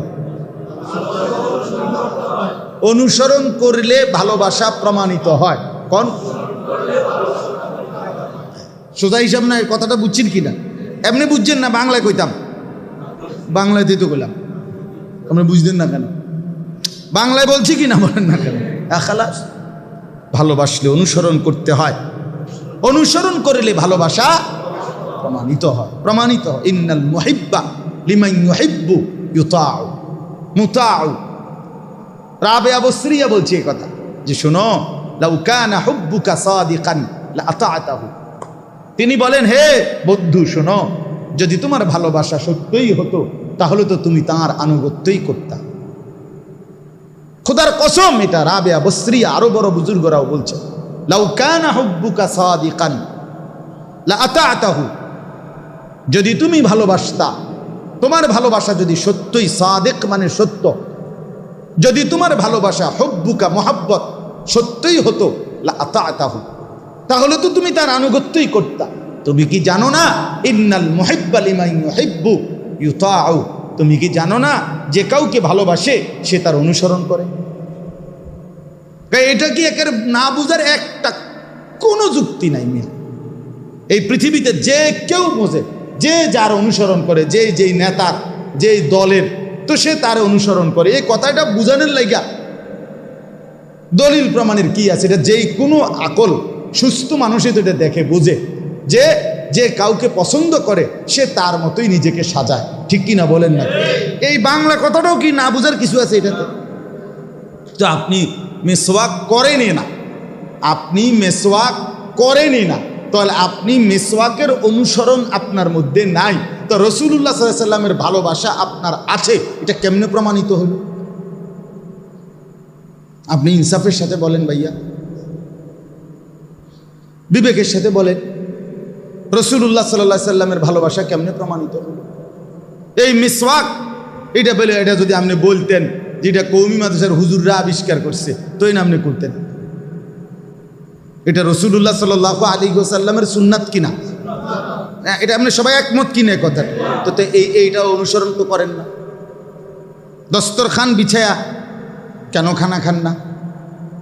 তাহলে রাসূলুল্লাহ সাল্লাল্লাহু আলাইহি ওয়াসাল্লামের অনুসরণ হলো কই? হালাল হারাম বাইসা চলেন না, তো রাসূলুল্লাহ সাল্লাল্লাহু আলাইহি সাল্লামের অনুসরণ কোথায় হলো? চেহারা রাসূলুল্লাহ সাল্লাল্লাহু আলাইহি সাল্লামের দাড়ি, সুন্নাতের অনুসরণ নাই, তো অনুসরণ কিভাবে হলো? বলে ভালোবাসা কিভাবে হলো? রাগ হবেন না, আপনি বিবেক দিয়ে ভাবেন। আপনার স্ত্রী বেপর্দা, তো নবী সাল্লাল্লাহু আলাইহি সাল্লামের অনুসরণ ভালোবাসা কিভাবে হলো? নবী সাল্লাল্লাহু আলাইহি সাল্লামের বিবি কন্যা বেপর্দা ছিলেন তো, তাইলে আপনার মুখে বিড়ির দুর্গন্ধ, বিড়ি ছাড়া আপনি 60 বছর 80 বছর হয়ে গেছে, বেকা হয়ে গেছে পুরা বেটা, তে বেটা অনবিড়ি খায় বেটা, তার শরম হবে কোন দিনে? বেটার হায়া লজ্জা আসবে কোন দিন? কথা বলেন না তো? আমনে নবী সাল্লাল্লাহু আলাইহি সাল্লাম এ বেটা বিড়ির গন্ধে কাছে যান, হ্যাঁ বেটা অমুকে রাকিদা বালা না, ইমানের সমস্যা, হ্যাঁ বেটার ইমানে করে বাইয়া পড়ে, হ্যাঁ বেটার ইমান বাইয়া পড়ে। নবীর ভালোবাসা নাই, নবীর মোহব্বত নাই। বাহ বাহ বাহ চাচা, বইয়ে বইয়ে আমনে হুদা গেল চিড়া খান আর আমরা বইয়ে ভাত খাই। হ্যাঁ, খামখেয়ালি এটা। আখেরাত তো খামখেয়ালি না রে বাপ, আখেরাত তো খামখেয়ালি না। সমস্ত বুজুর্গদের এটা তো কথা, ভালোবাসলে অনুসরণ করতে হয়। তাহলে মুখে বিড়ি সিগারেটের দুর্গন্ধ, মুখে মদের নেশা দুর্গন্ধ, হারামের দুর্গন্ধ, আপনি কিভাবে রাসূলুল্লাহ সাল্লাল্লাহু আলাইহি ওয়াসাল্লামের সামনে দাঁড়াবেন? যে নবী সাল্লাল্লাহু আলাইহি ওয়াসাল্লাম সামান্য পেঁয়াজের গন্ধ, রসুনের গন্ধ, ঘামের গন্ধ সইতে পারতেন না। নবী সাল্লাল্লাহু আলাইহি সাল্লামের চেহারা মুবারক, দেহ মুবারক, শরীর মুবারক 24 ঘন্টায় মেশক আম্বরের গ্রানওয়ালা ছিল। তিনি হাঁটলে ওই পাশ মোহিত হয়ে যেত, পরবর্তী পথিক বুঝতো ওই রাস্তা দিয়ে হাঁটতে গ্রান লাগলে বুঝতো এই পথেই কিছুক্ষণ আগে মুহাম্মদ গেছে সাল্লাল্লাহু আলাইহি ওয়াসাল্লাম। তাইলে এই জন্য বললাম রাসূলুল্লাহ সাল্লাল্লাহু আলাইহি ওয়াসাল্লামের অনুসরণ এটাই সুন্নাত, এটাই সুন্নাত। সুন্নাত মানে অনুসরণ, সুন্নাহ মানে রাসূলুল্লাহ সাল্লাল্লাহু আলাইহি ওয়াসাল্লামের পুরা জিন্দেগি। বলে হুজুর পুরাটা সম্ভব? আমি তো আপনাকে পুরাটা একদিনে সম্ভব এটা বলতে চাচ্ছি না, কিন্তু আপনি যে শুরুই করেন না, আপনি যে আজ্ঞাতেছেন না, আপনি যে পারেন না, করেন না, এই যে করেন না, আর ধরার শুরু করারও তো নামগন্ধ না। কথা বুঝেন নাই আমার? এটা কোন মানসিকতা? এটা কোন নবীজির সুন্নত মনে করেন 10টা, এনে আমি লিখে দিলাম, টাঙ্গাই দিলাম, তা আপনি এখানে শুরু করেন, একটা একটা শুরু করেন, দুইটা দুইটা শুরু করেন, আপনি আগান, সামনে আগান। আল্লাহ তাআলা তো বলছে এখানে আমি রসুল পাঠিয়েছি শুধু আনুগত্যের জন্য। কোরআনে আছে আল্লাহ তাআলা বলেন কুল ইন কুনতুম তুহিব্বুনাল্লাহ ফাত্তাবিউনি। এই যে এই কথা তো কত শুনছেন আপনারা, এই আয়াত এটা আল্লাহ নবীকে বলছে, বন্ধু আপনি বলেন তোমরা যদি আল্লাহকে ভালোবাসতে চাও আমি রসুলের অনুসরণ করো। কার অনুসরণ বলেন না ভাইয়া, কার অনুসরণ? এতে লাভ কি? আল্লাহ বলে নবীকে বলতে বলছে, বন্ধু কোন লাভটাও কোন? মানুষ লাভ শুনতে চায়, ঠিক আছে লাভ বলে ইউহিব্বুকুমুল্লাহ। আপনাকে যদি অনুসরণ করে আপনার উম্মত, আমি ওয়াদা দিলাম আমি আমার ভালোবাসা এমনিতেই দিয়ে দেব, ভালোবাসা দিয়ে দেব। ওয়াগফির লাকুম যুনুবাকুম। এরপরে আল্লাহ বলেন সাথে সাথে আমি ভালোবাসা নয়, আমি তো ভালোবাসা দেবই, আপনার উম্মত আমার বান্দার পুরা জিন্দেগির গুনাহ মাফ করে দেব। তাহলে আনুগত্য রসুলের ইত্তেবার মধ্যে খোদার কসম মাগফিরাত আছে। কি আছে? আরে ভাইয়া বুঝেন না এই কথাটা? নবীকে অনুসরণ করলে আল্লাহর মহব্বতও পাওয়া যাবে, আবার গুনাহের মাফি মাগফিরাত পাওয়া যাবে কিনা বলেন? তাহলে সুন্নতের মধ্যে কি আছে? মাগফিরাত আছে। সুন্নতের মধ্যে কি আছে বলেন? আনুগত্যের মধ্যে কি আছে বলেন? অনুসরণের মধ্যে কি আছে বলেন? আর মাগফিরাত দরকার। আরে আমাদের মাগফিরাত দরকার, তো সুন্নতের অনুসরণ করেন। আল্লাহ তো বলছেন এই কথা, ওয়াগফির লাকুম যুনুবাকুম। এবার এই আয়াত শুনেন, বাকি অংশ আজীব হয়ে যাবেন। আল্লাহ পাক আমার নবী সাল্লাল্লাহু আলাইহি সাল্লামকে কতটা, আমাদের জন্য কত বড় সৌভাগ্য তিনি, যে নবীর ব্যাপারে আল্লাহ 1 নম্বরে বললেন তোমাদের মাগফিরাত আমার বন্ধুর সুন্নতের অনুসরণ আনুগত্যের মধ্যেও আছে। এবার আল্লাহ বলেন আমি আরটু কাছাইয়া দেই, বান্দা তোমার মাগফিরাত দরকার তো আমি আরো একটু কাছাইয়া দেই। আমার বন্ধুর সামনে উপস্থিত হওয়া আর বন্ধুকে সামনে রাইখা তুমি যদি আমি আল্লাহর কাছে হাত তুলে গুনাহ মাফ চাও, মাগফিরাত চাও, আর যদি শুধু কদ্দুর কইতারো আমার নবীকে যে ইয়া রাসূলুল্লাহ আপনিও আমার লাগে একটু সুপারিশ করেন, আর তোমার জন্য যদি তোমার নবী আমার বন্ধু আমি আল্লাহর কাছে একটু সুপারিশ করে বলে, তা আমি ওয়াদা দিলাম সাথে সাথে গুনাহ মাফ। এইটাই আয়াতের বাকি অংশের অর্থ। তাহলে সুন্নাতের আনুগত্য অনুসরণের মধ্যেও মাগফিরাত, আবার আমার নবীর সামনে উপস্থিত হইয়া তাকে সামনে রাইখা যদি আমার কাছে দোয়া করো আর নবীজির কাছে যদি আবদার করো যে আপনি কদ্দুর আমার লাইগা বলেন, সুপারিশ করেন, সুপারিশ করেন, তাইলে আল্লাহ বলেন আমি ওয়াদা দিচ্ছি আমি তওবা কবুল করব। ওয়ালাউ আন্নাহুম ইয যালামু আনফুসাহুম, রব্বুল আলামিন বলেন ওয়ালাউ আন্নাহুম ইয যালামু আনফুসাহুম, আল্লাহ তাআলা বলেন বন্ধু একটা সুন্দর ফর্মুলা শোনেন, নবীকে আল্লাহ শুনিয়েছেন একটা সুন্দর পদ্ধতি শুনেন। আমার বান্দারা যদি পুরা জিন্দেগি গুনাহ এবং নাফরমানি করে নিজেকে একদম জুলুম করে শেষ করে ফেলেছে, এবার যদি জাউকা আপনি রাসূলের সামনে এসে উপস্থিত হয়, আপনার সামনে দাঁড়ায়, তাফসীরের মধ্যে আছে নবীজির জীবিত থাকতে যেই কথা, নবীজির ইন্তেকালের পরে মদিনার রওজা শরীফের সামনে দাঁড়ানো একই কথা, সুবহানাল্লাহ। অর্থাৎ জীবিত থাকতে যেই হুকুম এখনো সেই হুকুম, সেম বরাবর 100 সমান। আপনার সামনে এসে যদি দাঁড়ায় ফাস্তাগফিরুল্লাহ, অতঃপর আপনাকে সামনে রেখে যদি আমি আল্লাহর কাছে ইস্তেগফার করে গুনাহ মাফ চায়, ওয়াস্তাগফারা লাহুমুর রাসূল, আপনি রাসূলও যদি আপনার উম্মতের প্রতি মায়া করে আপনিও যদি আমি আল্লাহর কাছে সুপারিশ করেন, ইস্তেগফার করেন, আপনিও যদি বলেন মাওলা আমার উম্মতের গুনাহ মাফ করে দেন, ওই বেশি কাঁদতেছে আল্লাহ আপনি ওরে মাফ করে দেন, লাওয়াজাদুল্লাহ তাওয়াবার রাহিমা, তাইলে আমি আল্লাহ ওয়াদা দিলাম বন্ধু আমি আল্লাহকেই আপনি তওবা কবুলকারী হিসাবেই তাৎক্ষণিক পাবেন, রাহিমা দয়ালু হিসাবেই পাবেন, অর্থাৎ দেরি করব না, মাফ করে দেব। এরপরে আল্লাহ বলেন ফালা ওয়া রাব্বিকা লা ইউমিনুনা, আল্লাহ বলেন এরপরের আয়াতে বন্ধু আমি আমার রবের কসম দিয়ে বললাম, আমার জাতের কসম করে বললাম, আল্লাহ আল্লাহর কসম করে বলতেছে লা ইউমিনুনা হাত্তা ইউহাক্কিমুকা ফীমা শাজারা বাইনাহুম। জওয়ান ভাই তুমিও শুনো আমিও শুনি, যে কয়জন বাপ আপনারাও শুনেন, আল্লাহ স্পষ্ট বলছেন, আল্লাহ বলেন আমি আমার জাতের কসম, আমার রবের কসম, আল্লাহ বলেন আমি আমার নিজের কসম করে বলছি বন্ধু, যদি কেউ আপনি কোনো সিদ্ধান্ত দেওয়ার পরে তার বিপরীত কিছু বলে, মতামত পেশ করে, লা ইউমিনুনা, সে আর 1 সেকেন্ডের জন্য মুমিন থাকবে না। এটা কোরআনের আয়াত।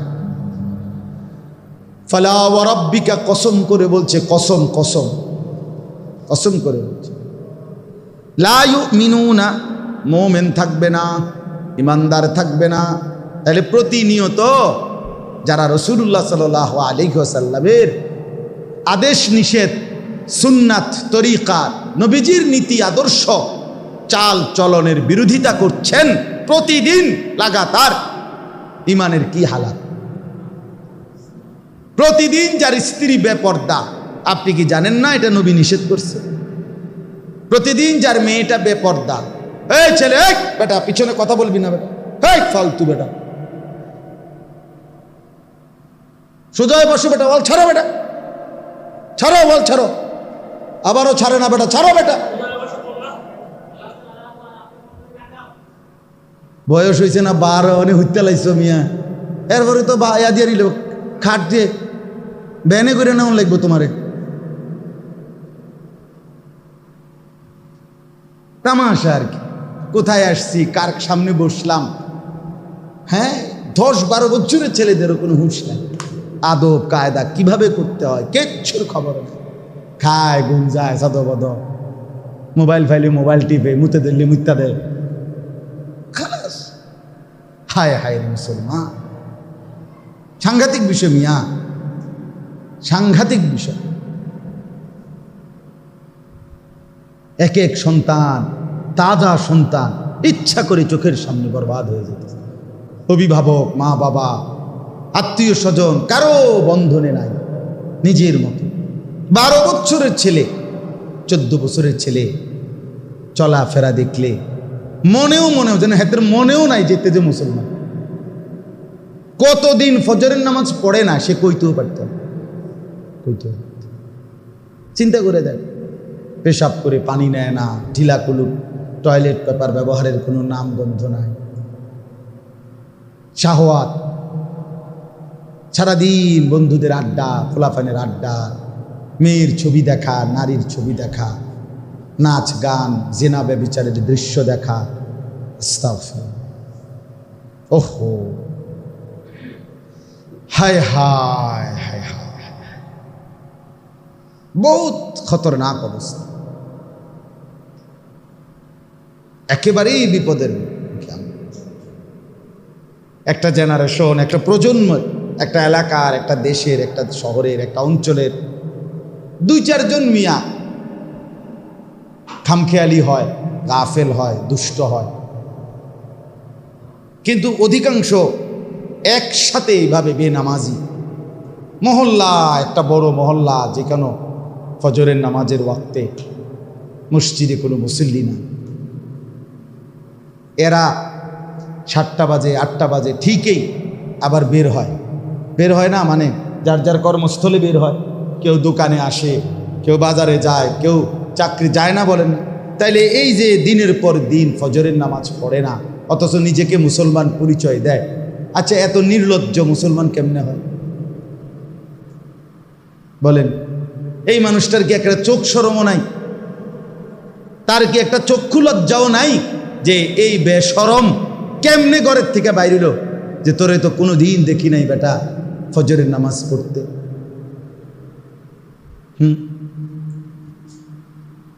আশ্চর্য, অবাক বিষয়। সবাই মেনে নিছে, সবাই আমরা মেনে নিছি, ছেলে মেয়ে, বড় ছোট, জওয়ান বুড়া, বাবা ছেলে, দাদা নাতি, সবাই একটা অবস্থা। এই কথাটার উপরে সবাই মেনে নিছে যে আল্লাহর নাফরমানি যে যেমনি যেদ্দুর পারো করো, কারো কোনো বাধা দেওয়ার কোনো দরকার নাই। মন চাইলে নিজের মনে যদি কখনো আসে, মনে কইলে যদি একান্তই মনে কয়, তাহলে শুক্রবারে দূর আইসো, নমাজ 2 রাকাত পড়ে যাইও। কি এর সুন্নত, কিসের কি ওয়াজ, কিসের নসিহত, ইমাম সাহেবের বয়ান কিচ্ছু শোনে না, শুধু 2 রাকাত নামাজ। আপনি খবর নিবেন রুকু হইছে না, সেজদা হইছে না, সূরা কেরাত অশুদ্ধ, এমনকি ফরজ গোসল কিভাবে করে। এই যে মনে করেন 15 বছরের যে ছেলেটা 14 বছরের পরেই সে সাবালক হয়, তার বীর্যপাত হয়, তাইলে এই যে সে ফরজ গোসল করতে হয়, ফরজ গোসল শুধু গোসল করলে হয় না, শরীয়ত যেভাবে ঠিক নিয়ম বলছে ওইভাবে ফরজ গোসল করতে হয়। নাকের নরম জায়গায় পানি পৌঁছাইতে হয়, ফরজ। এটা অনেকেই জানে না, শিখেও নাই, জানবো কোত্থেকে, সে তো শিখেই নাই কোনোদিন বিষয়। এখন তার তো ফরজ গোসল আদায় হয় নাই, না হইলে সে শুক্রবারে না, সে যদি কাবা শরীফের উর্ফেও যাইয়া নামাজ পড়ে, কাবা ঘরের উর্ফে, কসম আল্লাহ তার নামাজ হবে না। তো এই অপদার্থের জিন্দেগি কি আছে? এটা এই অপবিত্র মানুষের জীবন, এ তো অপবিত্র, এ তো অপবিত্র, এ তো ঘৃণিত। কোরআনুল কারীমের মধ্যে আছে আল্লাহু ইউহিব্বুল মুত্তাহহিরিন, সরাসরি কোরআনের আয়াত। আল্লাহ বলেন আল্লাহ ভালোবাসেন যারা পবিত্রতা অর্জনকারী তাদেরকেই। ইন্নাল্লাহা ইউহিব্বুত তাওয়াবিন ওয়া ইউহিব্বুল মুতাতাহহিরিন। আল্লাহ বলেন নিশ্চয়ই আল্লাহ তওবাকারীদেরকে ভালোবাসে এবং পবিত্রতা অর্জনকারীদেরকে ভালোবাসে। তাহলে এর উল্টোটা কি? যারা পবিত্রতা অর্জন হলো না যাদের, তাদেরকে আল্লাহ ভালোবাসে তো কি করে? ভাইয়া বলেন কি করে? এর বিপরীতটা কইবেন না আপনি? ভালোবাসার বিপরীত কি বলবেন? ঘৃণা করে, ঘৃণা করে। এই জন্য ছেলেরা মিয়া বললাম এত খামখেয়ালি করে, এত সারা দিন বইয়ে বইয়ে চুল একটারে ফিরানো, এটা কিতা কি ছাগলামি? এটা তোমার এই ফালতু কামড়া ধরাই দিল, তুমি একটাবার বুঝলা না যে আমি নিজের খাইয়া কিনলেগে আমি চুল এটা শুধু সারাক্ষণ ফিরাইতাম। এই আকাম তোমারে দই তুমি এত বালা যদি সিরা চাবাইতা তত বালা আছিল, তুমি মাটি কাটলেও তো এত বালা মাটি কাটতে পারতা। তোমার একটা ইবলিসে একটা বুদ্ধি ধরায় দিছে যে শুধু কেবল তুই কি করবি, একটু পর পর চুলিটা ফিরাই দিবি, এইটা বলে একটা কাম। আস্তাগফিরুল্লাহ।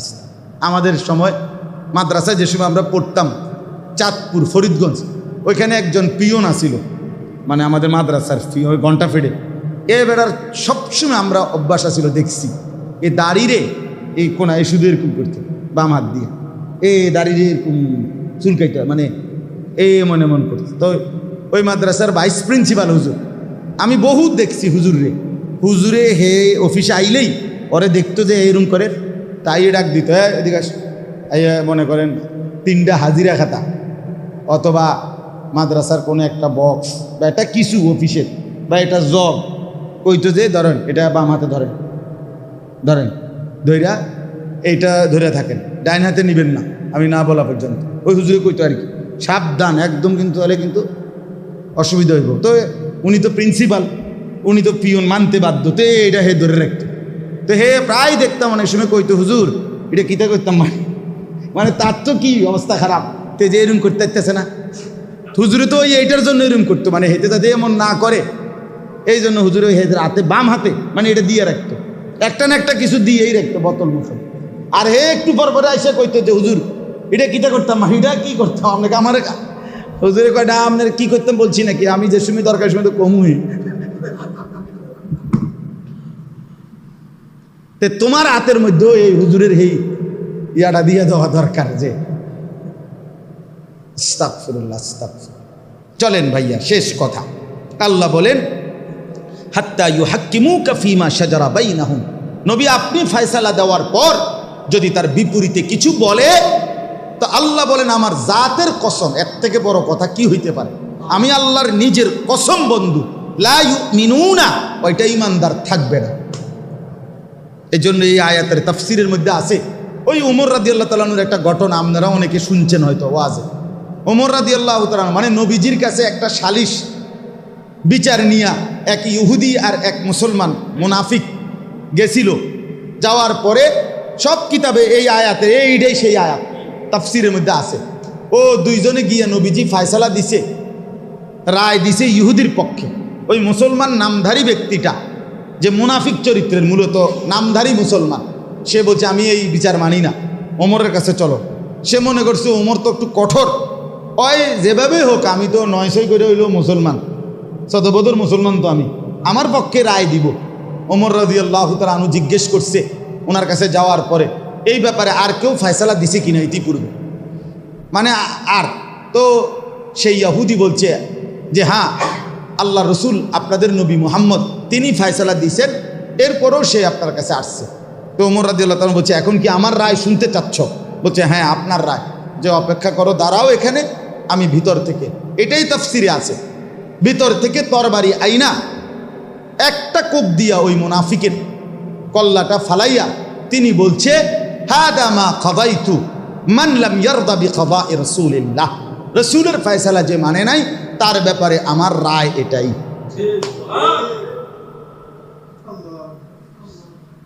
তখন সাহাবীদের মধ্যে, মানুষের মধ্যে খুব একটা কানাঘুষা শুরু হয়েছিল যে লোকটা তো মুখে মুসলমান বলতো, অথচ সে ওমর তার কল্লা ফালাই দিল, কেমন হইল? এই তখন এই আয়াত নাজিল হয়েছে। আর আল্লাহ ডাইরেক্ট বলছে বন্ধু আপনার ফয়সালার বিপরীতে যে মত পেশ করে সে তো ইমানদারে না, আর বেঈমানকে হত্যা করা তো জায়েজই আছে। তখন আর ওমর রাদিয়াল্লাহু তাআলা আনহু কোনো মুক্তিপণ দিতে হয় নাই, অর্থাৎ এটার কারণে উনি কোনো বিচারের মুখোমুখি হয় নাই। সুম্মা লা ইয়াজিদু ফি আনফুসিহিম হারাজাম মিম্মা কাদাইতা, হ্যাঁ আল্লাহ বলছে শুধু ভিতরে মাইনা নিছি মুখে, আচ্ছা আচ্ছা নবী কইছে তো আর কিতা করুন, ঠিক আছে না, না এই যে কোঁতান্যা কইলে হইতো না, আল্লাহ বলছে এই সমস্ত কুয়ানি মোয়ানি কইলে হইতো না। আল্লাহ তাআলা বলছেন সুম্মা লা ইয়াজিদু ফি আনফুসিহিম হারাজাম মিম্মা কাদাইতা, আপনি যে ফয়সালা করেছেন এই ফয়সালার উপরে মনে মনে ভিতরেও, কারণ মানুষে না উপরেরটা দেখছে, ভিতরটাও তো আমি জানি, আর এটার ভিতর মনে মনেও অন্তরে অন্তরেও কোনো রকমের ভিন্ন চিন্তা থাকতে পারবে না, নইলে কিন্তু ঈমান থাকবে। আর কি বলতো? কথা বোঝেন নাই? ভিতরে ভিতরে নবীর কথা কইয়া আটকায় দিল আর মনে মনে কইলেন না, মনে মনেও কি করা যাবে না, না আল্লাহ রসুলের কথা এটাই কথা, আমি এটাই মানি। ওয়ায়ুসাল্লিমু তাসলিমা, রব্বুল আলামিন বলে মানে হলো এক কথায় নিঃশর্ত আনুগত্য করে নিবে। কি আনুগত্য? নিঃশর্ত আনুগত্য, অর্থাৎ পুরাপুরি মেনে নিবে। আমার বাপ আমার ভাই, কথা শেষ। এই মাদ্রাসা সুন্নাতে নববী, অর্থ হলো রাসূলুল্লাহ সাল্লাল্লাহু আলাইহি ওয়াসাল্লামের সুন্নাত। অতএব আমরা প্রত্যেকে আজকে এই মাদ্রাসার নামের কারণেই আমি এটা বললাম, দয়া করে আপনারাও ছেলেরা, তোমরাও ভাইয়া চেহারা সুরত আরেকটু ঠিক করো ভাইয়া। রাসূলুল্লাহ সাল্লাল্লাহু আলাইহি ওয়াসাল্লামের চুল মুবারক কেমন ছিল এটা একটু জানার চেষ্টা করেন, কইরা ওইভাবে চুলটা রাখেন। সাহাবায়ে কেরাম কিভাবে চুল রাখতেন, আউলিয়ায়ে কেরাম কিভাবে চুল রাখতেন, ওলামায়ে কেরাম যুগ যুগ ধরে ভালো মানুষ কিভাবে চুল রাখছে, সমাজের মধ্যে যারা নেককার, মানুষের কাছে প্রিয়, তাদের চুল কেমন ছিল এটা দেখো ভাইয়া। শরীর পাক রাখতে চেষ্টা করেন, ওযু কিভাবে করতে হয়, ফরজ গোসল। আমি এই কয়জন ছেলে নওজোয়ান বাবা যারা আছেন ভাই, অনুরোধ করছি আশেপাশের আলেম থেকে, মাদ্রাসার উস্তাদদের থেকে কমপক্ষে ফরজ গোসল কিভাবে করতে হয় এটা শেখা দরকার, নাই তো কিন্তু বড় বিপদ। কারণ এটা জিজ্ঞাসা করলেই হয় যে নাকের নরম জায়গায় পানি পৌঁছানো ফরজ, কুলি করা ভালোভাবে ফরজ, সমস্ত শরীর ধৌত করা ফরজ। কিন্তু শুধু একটু বুঝার বিষয় হলো যে আপনার নাকের নরম জায়গায় পানিটা কিভাবে পৌঁছাইতে হয়, এটা একটু প্র্যাকটিক্যাল দেখে নিলে, একজন হুজুর থেকে শিখে নিলে সহজ, একদম সহজ এইটা। তাহলে এই জন্য আমরা যেন প্রত্যেকে ইনশাআল্লাহ নিজের দিন, নিজের ঈমান আমল ঠিক রাখার চেষ্টা করব এবং রাসূলুল্লাহ সাল্লাল্লাহু আলাইহি ওয়াসাল্লামের সুন্নাতের উপরে আমল করার চেষ্টা করব। বলেন ইনশাআল্লাহ। আমরা দোয়া করি, রমজান মাসে এই মাদ্রাসাটি আলহামদুলিল্লাহ শুরু হয়েছে। এখন 50-এর উপরে ছাত্র ইতিমধ্যেই ভর্তি হয়েছে আলহামদুলিল্লাহ। ইনশাআল্লাহ ধীরে ধীরে অল্প অল্প করে আগাবে। আল্লাহ চাহে তো আগাবে, আল্লাহ চাইলে সবই হবে, আল্লাহ না চাইলে কিছুই হবে না। ঠিক কিনা বলেন না কেন? আল্লাহ চাইলে কোনো প্রতিবন্ধকতাই ঠকাইতে পারবে না, আল্লাহ না চাইলে কারো সহযোগিতা দিয়েই আগানো যাবে। এজন্য আল্লাহর কাছে আমরা দোয়া করি, আপনারাও দোয়া করবেন।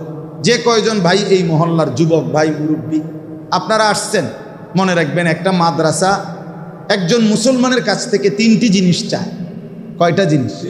1, দোয়া করা, আল্লাহ মাদ্রাসাটা কবুল করেন। 2, আতফাল, সন্তান চায়, সন্তান, আপনার ছেলে, আপনার মেয়ে, আপনার পাড়া পড়শির ছেলে মেয়ে। হ্যাঁ, 3 নম্বর হলো আমওয়াল, কিছু দান সাদাকা। যেহেতু এখানে কোরআন পড়ানো হয়, দ্বীনের খেদমত হয়, তো আমিও কিছু দিলাম, অংশগ্রহণ করলাম। এই দোয়া, আতফাল, আমওয়াল, মুসলমানের দোয়া, মুসলমানের সন্তান, মুসলমানের দান সাদাকা, এই 3টা মিললে মহল্লাবাসী মানুষের কাছ থেকে মাদ্রাসা চায়। আমার শায়েখ আল্লামা মুফতি মুশতাকুন নবী সাহেব বলে, কেউ যদি কোনো মাদ্রাসার সাথে এই 3টা দিয়ে সম্পর্ক কায়েম করে, আমি দোয়াও করছি, আমার কিংবা কারো সন্তান ভর্তি করাইবার চেষ্টা করছি, কিছু দান সদকাও করছি, তাইলে আশা করা যায় ইনশাআল্লাহ কিয়ামতের দিন হাসরের মাঠে ওই ভাই, ওই ব্যক্তি মাদ্রাসাওয়ালাদের সাথেই দাঁড়াবে, কোরআনওয়ালাদের সাথেই দাঁড়াবে। এই জন্য সব সময় মাদ্রাসার পক্ষে থাকবে। বলেন ইনশাআল্লাহ।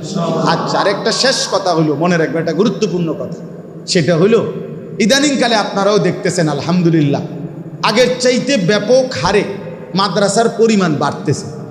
ঠিক কিনা বলেন তো? বিভিন্ন বিল্ডিংয়ে, পাড়ায়, মহল্লায়, এলাকায়, গলিতে গলিতে। এটার একটা বিশেষ কারণ আছে। কারণ হইল আগামী দিনে ইমান ইসলামের পরীক্ষা, ইমান রক্ষার পরীক্ষাও বাড়বে। হ্যাঁ, শুধু বরিশাল ঘূর্ণিঝড় হইলে সব সময়, অথবা ভোলা সব সময় যদি ঘূর্ণিঝড় হয়, তাহলে ভোলা এবং বরিশাল, খুলনা, হ্যাঁ, সুন্দরবনের আশপাশে পর্যাপ্ত পরিমাণ সাইক্লোন সেন্টার, অর্থাৎ মানুষের ওই আশ্রয় কেন্দ্র থাকলেই যথেষ্ট। যেখানে ভূমিকম্পের সম্ভাবনা কম, সেখানে কম হইলেও চলে, কিন্তু ভূমিকম্প যদি সারা দেশব্যাপী হয় আর সাইক্লোন সেন্টার যদি শুধুই কেবল ভোলা আর বরিশাল হয়, তাহলে বিপদ আছে। কথা বোঝেন নাই? তাহলে মুসিবত আছে। এই জন্য ঈমান ইসলামের পরীক্ষা এটা আগামী দিনে সর্বত্র হবে। দাজ্জালের ফিতনা, মানুষের ঈমান রক্ষার ফিতনা সকল গলিতে গলিতে ঢুকবে, গলিতে গলিতে, গ্রামে গ্রামে, অঞ্চলে অঞ্চলে ঢুকেই আছে। এখন ঢুকে কতভাবে এগুলো বললে রাত দিন নাই, কতভাবে আপনার মুসলমানদের ঈমান ধ্বংস করার জন্য সূক্ষ্ম থেকে সূক্ষ্ম। আমি খুলনা গেছি, আপনার সুন্দরবন, আমাদের ইকবাল ভাই, আমরা ওইখানে আপনার একটা এলাকায় বৃষ্টির পানি সারা বছর তারা খায়, পান করে। তাদের পান করার জন্য কোনো মোটর নাই, পানি উঠানোর সিস্টেমে নেই। বৃষ্টির পানি জমায় টাঙ্কির মধ্যে, ওইটার থেকেই সারা বছর পানি খায়। খ্রিস্টান মিশনারি কোম্পানি, খ্রিস্টানদের, ওরাই ওইখানের পুরা অঞ্চলে মানুষকে পানির টাঙ্কি যেগুলো পানি জমাবে, যেটা এই যে গাজী টাঙ্কি আছে না আমাদের, এগুলো দেয় 5,000 লিটারে, 10,000 লিটার, 8,000 লিটার, না এরকম বড়। ওই যে সুতারখালি আমরা গেলাম, তাইলে এরপরে আপনার নিয়ম হইল এই টাঙ্কিগুলো আনতে হইলে ফ্রি দেয়, ফ্রি দেবে, তবে শর্ত হইল মহিলা যাই আনতে হইব, মহিলা আনতে হইব। এটার কাগজপত্রে সব কিছুতে সই দিতে হবে মহিলা। কথা বুঝছেন কিনা? 7-8টা কাগজের মধ্যে সই দিয়ে এরপর এটা দেয়, ফ্রি দেয়, মহিলা দিতে হবে। এখন প্রশ্ন হইল এটা মহিলা নিতে হবে কেন? কথা বলেন নাম নেই, স্বাভাবিক যুক্তি কি বলে এটা মহিলা নিবে কেন? এত বড় টাঙ্কি এটা। 2 নাম্বার, 7-8টা কাগজের ভিতরে কোনো কাগজে যদি লেখা থাকে তাদের, মহিলা তো জানে না, অশিক্ষিত মানুষ টিপসই দিল, ওখানে যদি লেখে আমি যিশুকে, মানে তারা যে ঈসা নবীকে আল্লাহর বেটা, আল্লাহর পুত্র মনে, তো আমরা যদি বলি যে হ্যাঁ ঈশ্বর পুত্র ঈসাকে আমি সর্বান্তকরণে মেনে নিলাম, কথার কথা একটা কিছু যদি থাকে, তো তাহলে এই মহিলার ঈমান আছে? তো আমি একটা উদাহরণ বললাম আর কি। এরকম কত কিছু দিয়ে ঈমান ইসলাম বিধ্বংসী হচ্ছে। এই জন্য মুসলমান তার ঈমানের নিরাপত্তার জন্য, ঈমান বাঁচাবার জন্য এই অল্প সময় পরে প্রতিটা গলিতে গলিতে আলেম খুঁজবে, মাদ্রাসা খুঁজবে, সেখানে এসে জিজ্ঞাসা করবে, একটু আশ্রয় নিতে চেষ্টা করবে নিজের ঈমান বাঁচানোর জন্য। এই জন্য আল্লাহ তাআলা কুদরতিভাবে চতুর্দিকে আল্লাহর পরিকল্পনায় পর্যাপ্ত পরিমাণ মাদ্রাসা হচ্ছে মুসলমানের ঈমান বাঁচানোর আশ্রয় কেন্দ্র। আল্লাহ তাআলা আমাদেরকে কবুল করেন, এই মাদ্রাসাকেও কবুল করেন। আজকের এই ছোট্ট আয়োজন অনেকটা পেরেশানির ভিতরেই ছিল, এরপর আলহামদুলিল্লাহ যে কয়জন ভাই আসছে, আমি ধমক দিল, এই ধমকের মাকসাদ তাড়ায় দেওয়া না দোস্ত, এই তুঙ্গ পিছনের যে কয়জন উদ্দেশ্য কোনো তোমারে তাড়ায়া দেওয়া না, তোমার কলিজার মধ্যে আল্লাহর কথা মনে করানো। এই জন্য সবার মহব্বত করি আমরা, সবার ভালো চাই, সবার কল্যাণ চাই, সবার পরিবর্তন চাই। সবাই মিলে ইনশাআল্লাহ নবী সাল্লাল্লাহু আলাইহি সাল্লামের অনুসরণ করার চেষ্টা করবেন, 5 ওয়াক্ত নামাজ পড়বেন, হালাল পন্থায় জীবন চালাবেন, আখিরাতের ফিকির করবেন, পরকালের হিসাব করবেন। আল্লাহ আমাদেরকে তৌফিক দেন, কবুল করেন, আমিন। সুবহানাল্লাহি ওয়া বিহামদিহি, সুবহানাকাল্লাহুম্মা বিহামদিকা, আশহাদু আল্লা ইলাহা ইল্লা আনতা, আস্তাগফিরুকা ওয়া আতুবু ইলাইক। আলহামদুলিল্লাহি রাব্বিল আলামিন। মৌলায়ে করিম আপনি মাফ করে দেন, রব্বে করিম আপনি মাফ করে দেন, মেহেরবান মৌলা আপনি মাফ করে দেন, আগামী জিন্দিগি আপনি সুন্দর করে দেন, ঈমান আমলের দৌলত দান করেন, তাকওয়ার জিন্দিগি দান করেন, 5 ওয়াক্ত নামাজের মহব্বত দান করেন, জীবনটা কাজে লাগাবার তৌফিক দান করেন, হায়াতের এটুকু সময় আপনি বরকত দিয়ে দেন, রসুলে পাক সাল্লাল্লাহু আলাইহি ওয়াসাল্লামের সুন্নাতের অনুসরণ দান করেন, জীবনটা নবীর রঙে সাজাবার তৌফিক দান করেন। আয় আল্লাহ আমাদেরকে কবুল করে নেন, এই মাদ্রাসা কবুল করে নেন, সুন্নাতে নববী এই মাদ্রাসা আপনি কবুল করে নেন, সুন্নাতের রং নমুনা যেন এতে থাকে আপনি তৌফিক দান করেন। আরও ছাত্র মিলায়া দেন, আরও উস্তাদ মিলায়া দেন, উপযুক্ত তাকওয়া গুণামুক্ত পরিবেশ চারি রাইখেন।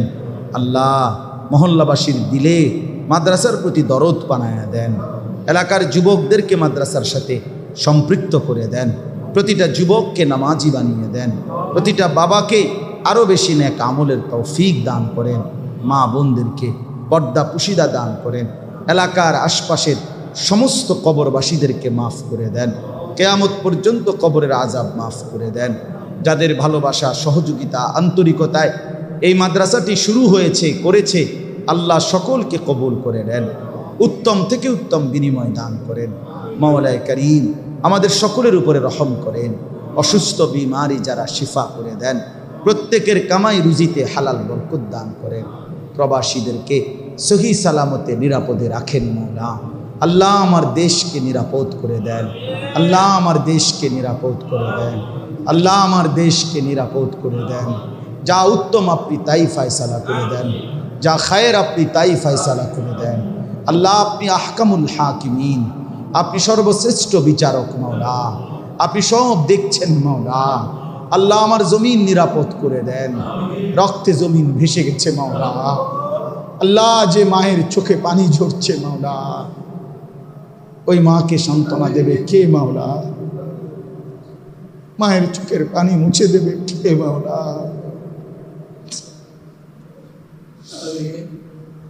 আল্লাহ আপনি দয়া করেন। মাওলা আপনি আমার দেশ নিরাপদ করে দেন, আমার দেশ নিরাপদ করে দেন, আমার দেশের প্রতি ইঞ্চি জমিন আপনি নিরাপদ করে দেন। আল্লাহ আপনি সকলকে হেফাজত করেন, জান মাল ইজ্জত আবরুর নিরাপত্তা দান করেন। আল্লাহ আমাদের সবাইকে কবুল আর মনসুর করেন। আয় আল্লাহ ফিলিস্তিনের মজলুম মুসলমানকে রেহাই দিয়ে দেন, গাজ্জার মজলুম মুসলমানকে রেহাই দিয়ে দেন, ইসরায়েলের ইহুদি বেঈমানদেরকে ধ্বংস করে দেন। আয় আল্লাহ সুন্নতে নববী এই মাদ্রাসা আপনি কবুল করে নেন। উলামায়ে কেরাম যারা এসেছে আল্লাহ সবাইকে উত্তমভাবে কবুল করে নেন। আল্লাহ আমাদের প্রত্যেককে আল্লাহ দ্বীনের ফিকির দান করেন, দাওয়াতের মেজাজ দান করেন, আখিরাতের ফিকির দান করেন, কবরের ভয় দান করেন, সুন্নাতের অনুসরণ করবার তৌফিক দান করেন। আল্লাহ আপনি সকলকে কবুল করেন, প্রবাসীদেরকে সহি সালামতে নিরাপদে রাখেন, অসুস্থ বিমারীদেরকে শিফা করে দেন। মাওলায়ে কারীম আপনার ঘর জিয়ারতের নসিব করেন, মদিনার রওজা জিয়ারতের তৌফিক দান করেন। আখিরি ফরিয়াদ মাওলা আবারও চাই, মাওলা আমার দেশ আপনি নিরাপদ করে দেন। আল্লাহ আমার দেশ আপনি শান্ত করে দেন, আমার দেশ আপনি শান্ত করে দেন। রব্বির হামহুমা